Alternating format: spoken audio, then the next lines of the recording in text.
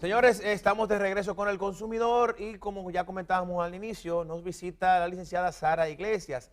Ella es psicóloga y especialista en abuso y maltrato sexual infantil, juvenil y de adultos, ¿verdad que sí?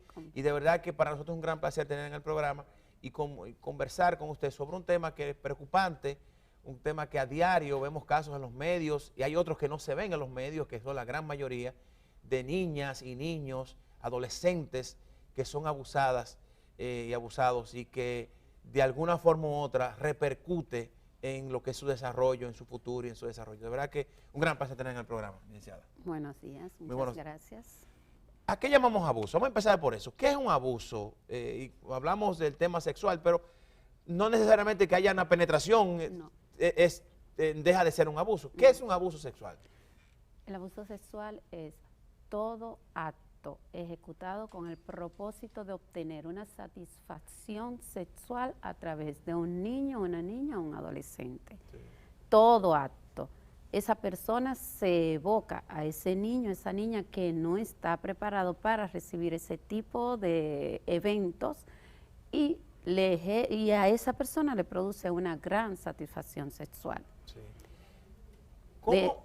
De ahí vienen sus manifestaciones. Sí. Está su manifestación como es, como muchas veces hay padres, madres, tíos que me dicen, pero él solo le manoseó. Ese manoseo es un abuso sexual porque ese niño, esa niña no estaba preparado, no está, su esquema mental no está preparado para recibir manoseos en su pechito. El simple hecho, como dicen muchos, es que eso tan sencillo, ¿cómo va a ser? Yo no cometí nada. De colocar al niño a ver revista porno o de ponerlo a ver video porno, ya es en sí un abuso sexual. Sí. Eso es importante, porque sí, mucha gente infiere o piensa que el abuso sexual se refiere solamente a cuando ya hay una penetración o cuando hay, pero ya hasta psicológicamente cuando a un niño lo expone al tema de la sexualidad, ya eso entra en lo que es abuso porque sexual. Él desconoce e incluso la violación ya viene siendo una consumación del hecho. Claro. Y por eso me apena bastante, porque cuando se va hacia la parte legal hay que estar buscando evidencias y se obvian todos esos daños psicológicos que produce. Tan sencillo como muchas pacientes que tengo que me dicen, y yo estaba en las piernas yo me abrazaba de las piernas de mi madre porque él, el padrastro, porque él me hacía muchos gestos y se tocaba su pene. Pero yo no sabía que él se tocaba, yo solo veía sus gestos y eso me daba mucho susto. Una niña de 4 años. Entonces los niños no saben, pero perciben que hay algo que no es lo correcto para ellos recibir, para ellos vivirlo. Y se asustan. Entonces, a ese niño, esa niña está viviendo una situación de abuso sexual infantil. ¿Cuáles son los síntomas, si se puede hablar de síntomas, que da un niño que está siendo abusado? Bueno, un niño, una niña que está siendo abusada. Para hablar de los síntomas, primero es bueno aclararle a los televidentes que existen lo que son las consecuencias. Las consecuencias las dividimos a corto y largo plazo. Cuando un niño vive está viviendo un tema de acoso sexual, y no quiero dejar de pasar por alto, porque llevé hace muchos años en justicia un acompañamiento en un caso de abuso sexual infantil, en donde la persona, el agresor, tomaba a la niña, le daba 5 pesos y le tomaba fotos a sus genitales. Esto produjo en la niña un gran efecto emocional muy grave.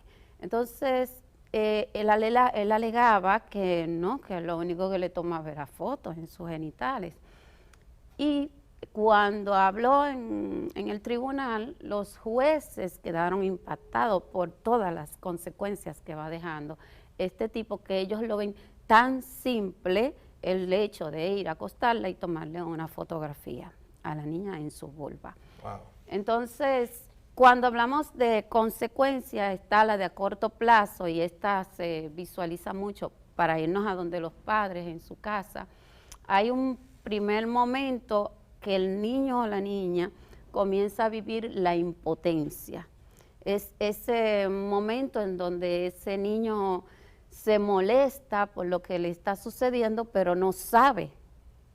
Y esa misma impotencia le va haciendo que ellos, al no ver respuesta, porque ellos tratan, ellos procuran salir de esa situación, pero es tan difícil para ellos porque esta persona tiene un control sobre ellos, ejerce un control sobre ellos, que entonces ese niño cae o esa niña cae en lo que en psicología se conoce como lo que es la invalidez aprendida. Y ya comienza a sentir y dice, ya yo he hecho de todo, pero ni me ayudan, ni me protegen, ¿qué yo voy a hacer? Y cae en eso. Ya después van pasando por otras fases y el niño o la niña llega a una etapa donde hace mención del evento, sea de manera espontánea o sea de manera forzada, porque ya le están viendo ciertas conductas. A veces me ha pasado que hay niños que dicen en la casa, sí, porque fulanito me tomó y agarró mi vulva y me la estaba tocando, pero jugando con los demás amiguitos. Ellos son así de espontáneos. Entonces hay padres que, ¿qué es lo que te estás diciendo? Eso no puede ser así. O si está ahí la persona que le está agrediendo, le ejerce más presión.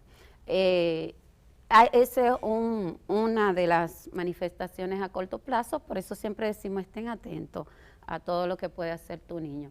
Están los juegos sexuales, los niños por lo regular también, como ellos desconocen qué es y solo se lo están haciendo, ellos los manifiestan y comienzan a tener juegos sexuales, dígase, comenzar a jugar con los amiguitos, a tocarle, a pedirle que tengan el sexo oral, a jugar con el perrito, agarrándole su pene, ejecutándole el sexo oral o poniendo a que le ejecute el sexo oral.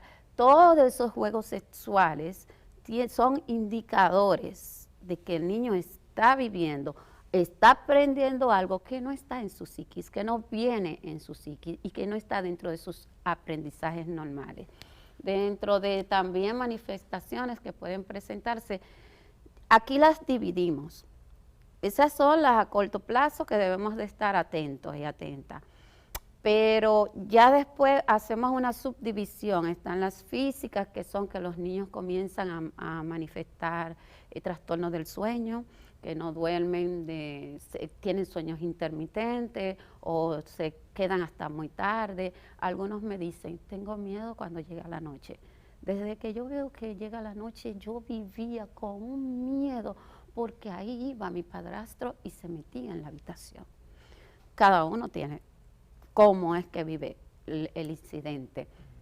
Otra manifestación, esa está dentro de las físicas. También está ecupresi, que hay niños que tienen problemas de que no tienen retención para sus heces fecales y me dicen los padres, se hace caca en cualquier momento, en cualquier lugar. Esa misma presión que ellos están viviendo le hace que pierda el control de sus esfínteres y puede ser tanto en la orina como puede ser en sus heces fecales.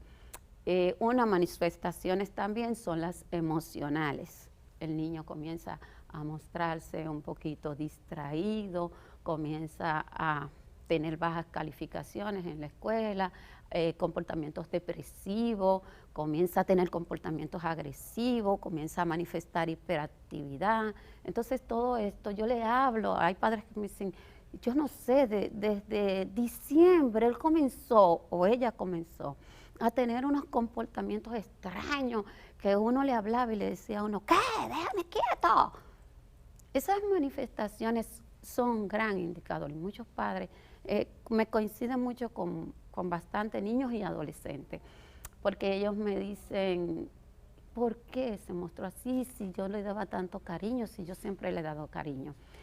Como también muchas veces dicen, ¿por qué culpan a las madres? Resulta que la madre es lo que desgraciadamente, socialmente está identificada como el ser cuidador. Sí. que también los padres deben de ser cuidadores, pero la sociedad no le ha otorgado esa su responsabilidad como cuidador a su hijo.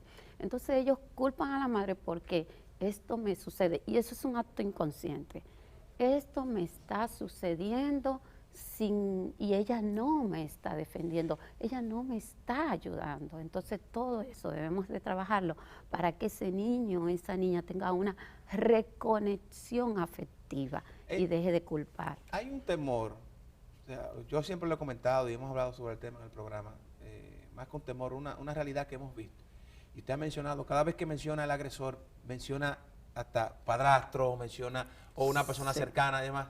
Es cierto, o sea, lo que usted ve en consulta, lo que se conoce por los estudios que se ha hecho es que la mayoría de los casos de niños, niñas, adolescentes abusadas son de personas allegadas a la familia, cercanas hasta niveles sanguíneos como padres y demás. Sí, desgraciadamente siempre se ha creído que el abuso solo lo comete una persona desconocida. Y graso error, siempre debemos de cuidar de nuestros niños, en nuestras familias, aquellas personas que tienen esta conducta de comenzar a estimularse y satisfacerse con niños o niñas, son personas que tienen conducta de poder, de querer manifestar el poder, de descontrol, y no los muestran, muchos lo muestran. Hay incluso madre que me dice, pero mi hermano siempre ha sido como así, tranquilo, que él ni se ve que él tiene relaciones, ni nada, ni piensa en eso, ni habla de eso. Ok, se lo reprime y lo ejecuta con aquella persona, aquella personita que no tiene ningún poder, ningún acto de defenderse. Por lo regular, estas personas son las que saben cuando el niño o la niña está en un proceso de vulnerabilidad, cuándo puedo agarrarlo, cuándo no se van a dar cuenta. Me es más fácil atraerlo, porque a donde un extraño es muy difícil que un niño se le acerque, se le siente en las piernas, que ese extraño pueda llegar y entrar a casa y decir, ven acá. Ningún extraño va a coger y en medio de una calle te va a manosear a tu hijo. Ningún extraño en medio de la calle va a coger y va a comenzar a sacarse sus genitales. Entonces, siempre el depredador tiene un espacio en donde él se sienta seguro, en donde esté la comodidad de ese niño o esa niña para ir a abordarlo y ejecutar todo lo que quiere hacer. Ahora me llegó así a la mente un caso que yo estoy atendiendo de una persona que quien le agredía yo le estoy atendiendo de adulta a ella, consecuencias a largo plazo. Esta niña era con el señor que cuidaba los espacios de allá, de donde vivía. Este señor era como el sereno, el cuidador afuera. Sí. Él se paraba y se colocaba las manos entre los pantalones y las niñas jugaban y le decía, vengan, que tengo paletas. Las paletas las tenía en los pantalones. Y también no tenía pantaloncillos, sacaba su pene, las niñas venían y se pegaban y ahí él las pegaba de su pelvis. Entonces todo se veía como que era un acto de cariño. Él les daba paletas y así iba usando a las niñas y llevándolas. Y ya ella me dice, éramos 5 niñas, él nos veía jugando y automáticamente llegaba. Nos asustábamos al principio y él decía, tengo paletas para todas, vamos a ver, búsquenla, ¿dónde están? Y ahí encontrábamos también su parte. Entonces ya después así mismo él sabía dónde estaba mi habitación y tocaba mi ventana y me decía, siéntate aquí. Y me decía como qué yo tenía que hacer, 4, 5, 6 años. Eso se prolongó hasta que ella tenía los 11, 12 años. Licenciada, esa parte, porque es una adulta ya hablándole, haciendo la historia. Sí. Y yo sé, el tiempo se nos está yendo y la verdad me gustaría que habláramos de esa repercusión de esa niña afectada, ese niño violado, abusado de alguna forma sexual por un adulto. ¿Qué pasa en el futuro? ¿Cómo se presenta en el futuro, en el desarrollo de este adulto ya que vio esta situación, que vivió esta situación? Ahí estamos ya viviendo lo que es la consecuencia a largo plazo. Cuando hablamos de las consecuencias a largo plazo, también se afecta la parte física, se afecta la parte emocional. Vemos en esta persona, en su parte emocional, depresiones constantes, cambios en su estado de ánimo, que ellos mismos no entienden, y dentro de su parte sexual, que muchos me llegan a consulta es por su parte sexual. Disfunciones sexuales en los hombres, disfunción sexual eréctil, eyaculaciones precoz. Me llegan a consulta mujeres por falta de satisfacción del deseo sexual y que no tienen concentración, y entonces comienzan a manifestarse todos estos actos, evasión total a tener una pareja, o en su defecto también unas conductas desacerbadas en torno a lo que es las prácticas sexuales.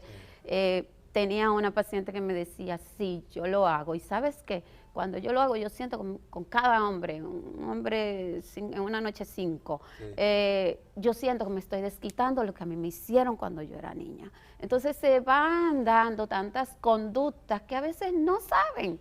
Claro. Y tiene que ver todo esto con entre ellas también está autoestima. Tenemos que trabajar mucho el tema de autoestima ya cuando es a largo plazo. También se encuentran cuando las indecisiones, yo estudié algo, yo no sabía, me fui solo porque sí, y entonces también tenemos que, es como un abordaje muy integral que tenemos que hacer. Y en el caso, bueno, ya en los minutos que nos quedan, para hablar de tratamiento a estos niños, ya que la mamá, el papá de toda esta situación, los cambios, tiene una sospecha, porque no necesariamente tiene que encontrar la situación, pero tiene una sospecha de que su niño ha cambiado su estado de ánimo, ha cambiado su actuación, esos síntomas que usted mencionaba. ¿Qué hace? ¿Qué debe hacer? ¿Hay tratamiento para esto? ¿Se puede ayudar a un niño? ¿Y qué se busca con este tratamiento? Así rápidamente. Sí, siempre lo importante, primero, si el niño lo dijo, debe de creerle, eso siempre lo resalto. Ningún niño se va a inventar que le hicieron algo que ellos desconocen. Segundo, buscar apoyo profesional. No comiencen a estar tambaleando en que si lo llevan aquí. Primero, apoyo profesional para comenzar un proceso, si quieren llevarlo, y también prepararlos a la familia para ese proceso judicial, que es muy importante. Comenzar y detectar si este niño está teniendo estas conductas, déjame preguntarle qué está sucediendo, mi amor, generarle esa confianza, qué te está sucediendo, que muchas veces lo que hacen es que le dicen, eso eres tú inventándotelo. Siempre debemos de, si observamos la conducta, preguntar qué le está sucediendo, y si sucedió, entonces creerle y buscar de inmediato un apoyo.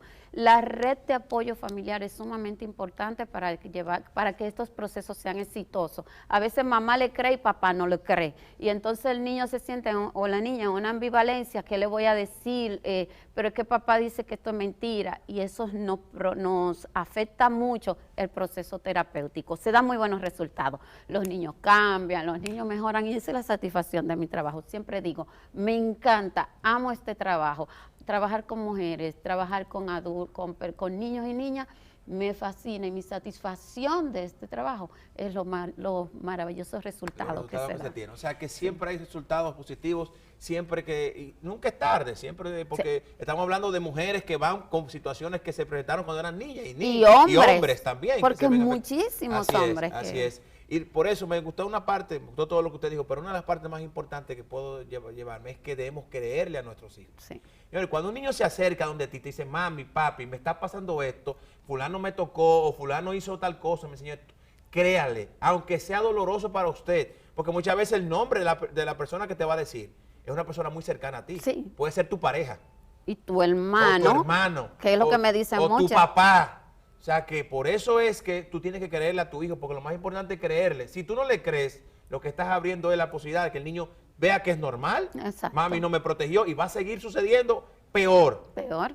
porque ya no va a sentirse que tiene defensa y que esa persona tiene el derecho a ejecutarle todo lo que él ejecuta. Además que el adulto siempre dice, si lo dice a tu mamá no te va a creer. Eso Sí, es una de las siempre es cosas que le dice. amenazado. Amenazado, Esa ¿no? parte de las amenazas es lo que les va haciendo vulnerabilizarse Sí. y entonces entender que le va a faltar Sí. y que esa persona tiene que estar a servicio de ella. Licenciada, muchísimas gracias. Este es un tema muy amplio, qué pena que tengamos tan poco tiempo, pero verdad que nos gustaría invitarla de nuevo para que sigamos hablando sobre él, porque la realidad es que es un tema muy importante para toda la nación. Muchísimas gracias. La licenciada Sara Iglesias estuvo con nosotros. A todos ustedes, señores, gracias por la sintonía, gracias por acompañarnos. Pasen excelente resto del día. Atentos con nuestros hijos, señores, que esa es nuestra prenda más apreciada. Atentos.